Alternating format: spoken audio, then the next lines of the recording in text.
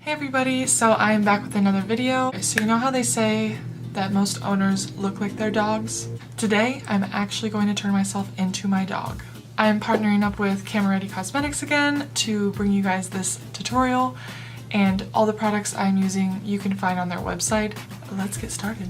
Alright, so the first thing I'm going to do is get rid of my eyebrows, and then I'm going to outline what I'm going to do.